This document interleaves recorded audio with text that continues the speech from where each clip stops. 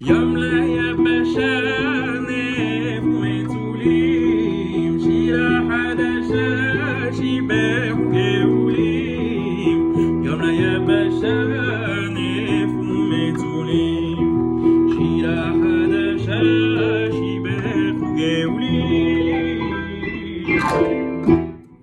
Cette semaine, la Zmira de Yom LaYabasha, une Zmira contient de peut-être le plus grand poète qu'a connu le Ham Israël, à savoir, après l'époque biblique, Rabbi Yehuda Halevi.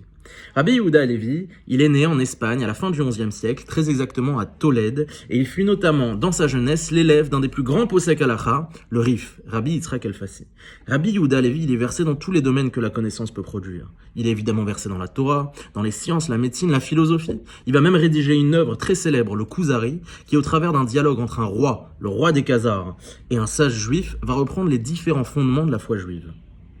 Rabbi Yehuda Halevi, c'est aussi un grand auteur et un grand poète. Et en l'occurrence, vous l'avez peut-être compris pour certains d'entre vous, la Zmira que je vous présente, elle est de circonstance, puisqu'elle va reprendre un des épisodes qu'on va notamment aborder lors de la lecture de la section hebdomadaire de la Torah, à savoir la traversée de la mer Rouge. Que nous dit l'auteur sur cet épisode? Yom, le jour, la Yabasha ou en terre sèche, Nehefru Metzulim, ont été transformées les eaux profondes, et donc les Bnei Israël ont pu traverser. Et donc, Shira Hadasha Shibechu Geulim, une nouvelle chanson ont entonné Geulim, ceux qui ont été libérés. L'auteur met finalement sur un même niveau, dans une même phrase, trois notions fondamentales. La Geoula, la liberté, la Hitratshut, le renouvellement, et la Hithafrut, la transformation. Peut-être que l'auteur est en train de nous dire que la vraie liberté, la vraie Géoula, c'est d'être en capacité de porter sans cesse un regard nouveau sur ce qui nous arrive, un regard inédit, un regard novateur.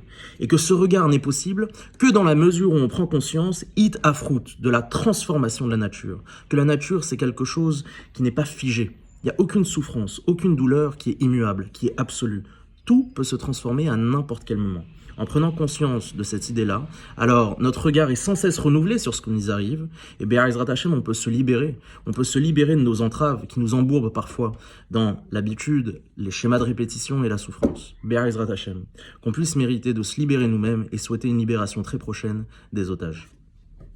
Yom la yabasha nefru metzulim, shira hadasha shibeh geulim. Yom la yabasha